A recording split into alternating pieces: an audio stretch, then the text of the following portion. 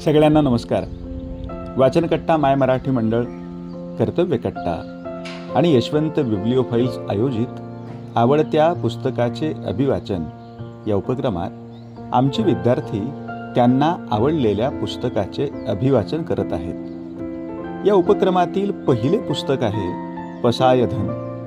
लेखक विश्वाधार देशमुख, प्रकाशक विष्णू जोशी, काव्याग्रह प्रकाशन, वाशिम. पसायधन या पुस्तकाच्या अभिवाचनाचा आजचा हा पुढचा भाग. आपण याचेही स्वागत कराल अशी अपेक्षा आहे. धन्यवाद. नमस्कार. आज 18वा लेख, तिसरी मुलगी. काही पेज माझ्या पुढे कायम राहिलेले आहेत. वैज्ञानिक की साहित्यिक, कोणाचे निष्कर्ष प्रमाण मानायचे हा त्यापैकीच एक.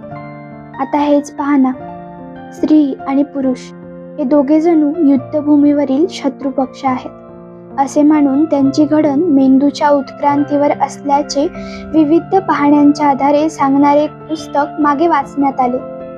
Main are from Mars and women are from Venus. लेखक जॉन ग्रे.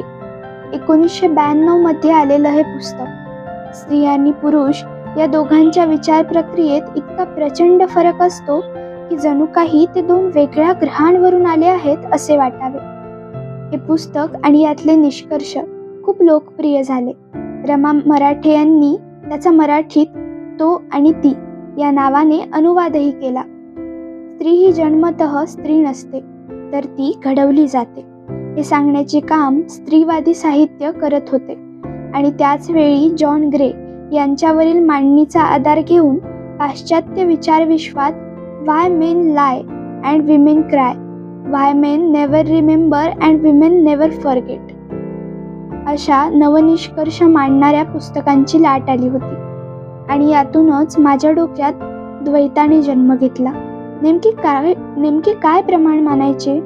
स्त्री आणि पुरुष यांची विचार आचार प्रक्रिया हा मेंदूच्या उत्क्रांतीचा भाग मानणारे मनोविश्लेषण, की स्त्री आणि पुरुष यांची घडण हा सामाजिकरणाचा परिणाम असे मानणारे साहित्य, या पेचात अडकलेला असताना सानी यांची तिसरी मुलगी माझ्या मदतीला धावून आली. कथेचं शीर्षक म्हणून मी तिला तिसरी मुलगी म्हणतोय खरं, नाहीतर तिचं खरं नाव मालविका, शोभना आणि शरदची मुलगी, तिसऱ्या क्रमांकाला जन्माला आलेली. तिच्या जन्माची सिच्युएशन भलती भारी होती. शोभना तिसऱ्यांदा गरोदर राहिली तेव्हा सगळ्यांनीच भाकीत केलं होतं, 2 मुलींनंतर आता मुलगाच होणार. घरातल्या सगळ्यांचीच अतीव इच्छा होती मुलगा व्हावा म्हणून. याची तीव्रता अशी चच्या पटीत गेलेली. म्हणून डिलिव्हरी झाल्यावर जेव्हा डॉक्टर शोभनाला म्हणाल्या की लक्ष्मी आहे म्हणून, तेव्हा शोभनाच्या चेहऱ्यावर ओशाळलेपण, शरदच्या आश्चर्य आणि माधुरी मानसी या तिच्या मोठ्या बहिणींच्या चेहऱ्यावर निराशा दाटून आली होती. मालविकाचा जन्म अशा नकोशीच्या कॅटेगरीत झाला. बरं, हे केवळ जन्मापुरतं मर्यादित राहिलं नाही. मुलगी, तीही तिसऱ्या क्रमांकाची, मग तिचं काय कौतुक करायचं? या निरीच्छेतून अपत्य जन्मानंतरच्या कितीतरी गोष्टी बाद झाल्या, अगदी बारशापासून ते अंघोळ घालणाऱ्या बाईपर्यंत. भले तिच्या जन्माचा आनंद झाला नसला तरी तिला नकोशी म्हणून अगदीच वाळीत टाकणारे हे घर नव्हते. हळूहळू मालविका मोठी होत होती. खरे तर तिला कुणी उपाशी ठेवत नव्हते की मुद्दामहून तिच्याकडे दुर्लक्षही करत नव्हते. पण तिचे स्थान मात्र परिघावरचे होते. तिला मध्यवर्ती मानून घरात काही घडत नव्हते. पण तिचा पहिला वाढदिवस आला, एक घटना घडली आणि हे सारे चित्र पालटले. शरद शोभनाने घरगुतीच केला तिचा वाढदिवस, पण तरीही काही नातेवाईक भेटायला आले. शरद शोभनाला तिसऱ्यांदा मुलगाच होणार असे वाटणारे यातले काही नातेवाईक, म्हणून बाहुली, खेळणी वगैरे काही न आणता त्यांनी बाबा सूट आणलेला. तो पाहून पहिल्यांदा शोभनाला वाईट वाटलं आणि रागही आला. पण पुढे काही दिवसांनी सहज गंमत म्हणून तिने मालविकाला बाबा सूट घातला आणि ती एकदम लोकप्रिय चित्रातल्या बालकृष्णाप्रमाणे दिसायला लागली. गुबगुबीत गाल, कुरुळे केस आणि निरागस लाडीक भाव. इतके दिवस मुलाचे भाव मणी घेऊन वावरलेला शोभनाला अगदी भरून आले.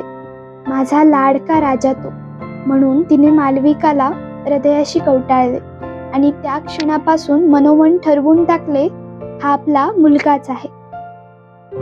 बस, अगदी तेव्हापासून मालविकाला मुलगा म्हणून वाढविण्याचा तिने जणू चंगच बांधला.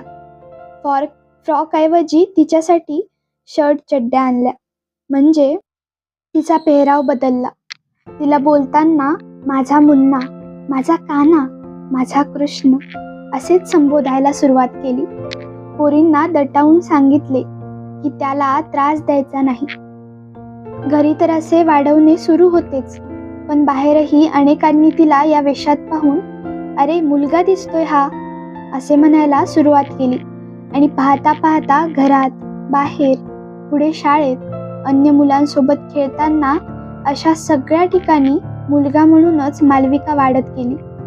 भले ती जैविकदृष्ट्या मुलगी म्हणून जन्मली आली असेल, पण तिचे सामाजिकरण मात्र मुलगा म्हणून झाले. अर्थात पुढे वयात आल्यानंतर तिला आपला वेश बदलावा लागला. मुलांसोबत खेळणे थांबवावे लागले. पण आपण आपल्या बहिणींप्रमाणे मुलगी नाहीत हे मात्र तिच्या मनात पक्के होत गेले. म्हणून तर पुढे तिने केस वाढवले, पंजाबी ड्रेस, साडी असा पोशाख जरूर घातला, मात्र लग्न करणार नाही असा निर्णयही जाहीर करून टाकला. पण हे सारे काही तिने स्वतःच्या मर्जीने केले, निर्णय घेतले आणि त्याहून महत्त्वाचे म्हणजे घेतलेल्या निर्णयांची जबाबदारीही घेतली. हा तिच्या सामाजिकरणाचा परिणाम होता. ती एवढ्यावरही थांबली नाही. ज्या ज्या गोष्टींमुळे आपल्या स्वातंत्र्यावर बंधने येतात त्या सगळ्या गोष्टी तिने अगदी ठामपणे नाकारल्या आणि आपले स्वत्व अबाधित राखून ज्या गोष्टी करता येतात त्या ती मजेने करत राहिली. म्हणजे तिने लग्न न करण्याचा निर्णय घेतला, आई वडिलांसोबत न राहता स्वतंत्र राहण्याचा निर्णय घेतला. हे यासाठी की एक बाई इतकी मर्यादित ओळख देऊन ते तिला बंधनात अडकवत होते. या उलट ज्या पुरुषाशी आपले मोकळे मैत्र जुळले तो विवाहित असूनही मालविका त्याच्यासोबत कम्फर्टेबल होऊन राहिली. इकडे तिच्या दोन्ही बहिणींची लग्ने झाली. एकीला मुले बाळे होऊन तिच्या संसाराचा व्याप विस्तारत गेला, तर दुसरीला मूल न झाल्याने तिच्या नवऱ्याचा बाहेरख्यालीपणा आणि वांझ स्त्री म्हणून तिला होणारा त्रासही वाढत गेला. त्याहूनही चांगली स्थळे पटकावली म्हणून सुरुवातीच्या संसारात बेहद खुश असणाऱ्या या दोघींची नंतर मात्र गोठ्यात खुंट्याला बांधलेल्या गायीची गत झाली. दोघींची लग्ने झाली. दोघी आपल्या नवऱ्यासोबत आहेत म्हणून समाजाच्या दृष्टीने त्या गृहिणी होत्या. उलट स्वतंत्र घरात राहून परपुरुषासोबत मोकळे मैत्र ठेवणाऱ्या मालविकाचे स्वातंत्र्य मात्र लोकांच्या डोळ्यात खुपत होते. तिच्याबद्दल लोकांच्या वांगबांनी घायाळ झालेल्या शोभनाने जेव्हा याबद्दलची काळजी व्यक्त केली तेव्हा मालविकाने दिलेले उत्तर, ती स्त्री किंवा पुरुष म्हणून नव्हे तर माणूस म्हणून कसा विचार करत होती याचे द्योतक होते. ती म्हणाली, लोकांना हवं तसं जगायचं असं मी ठरवलेलं नाही आणि लोक म्हणून काही एक माणसं असत नाहीत. 100 लोकांच्या 100 तऱ्हा. मी त्यांना फारसं महत्त्व देत नाही. हे ती बोलायचे म्हणून अचानक बोलून गेलेली नाही. लहानपणापासून लोकांचा रवैया तिने पाहिलेला आहे. वयात येईपर्यंत तिला मुलगा म्हणून संबोधलेल्या लोकांनी पुढे तिच्या वेगळेपणावर कसे टोचे मारले हे तिने अनुभवलेले आहे. म्हणून लोकांच्या नजरेतून स्वतःकडे पाहणे तिला पसंत नाही. म्हणून तर ती स्वतंत्र राहिली. पण वडिलांच्या आजारपणाच्या काळात त्यांचा आर्थिक भार उचलणे असेल अथवा आईची मनोभावे काळजी घेणे असो, यात तिने कधीही कसूर केला नाही. 2 बहिणी फक्त माहेरवाशीण म्हणून 4-8 दिवस येऊन पाहुणचार घेऊन आपापल्या विश्वात परत जात होत्या. पण मालविका मात्र स्वातंत्र्य इतकेच आई वडिलांच्या जबाबदारीचेही निष्ठेने निर्वहन करत होती. पुढे तिने स्वतःचा लहानसा व्यवसाय सुरू केला. धाडस आणि मेहनत त्यातही यश मिळवून कर्तबगार स्त्री उद्योजक पुरस्काराची मानकरी झाली. आभाराच्या भाषणात तिने आई वडिलांच्या योगदानाचा आवर्जून उल्लेख केला. वंशाच्या दिव्याचा अभिमान वाटावा तसा शरद शोभनाला मालविकाचा अभिमान वाटत राहिला.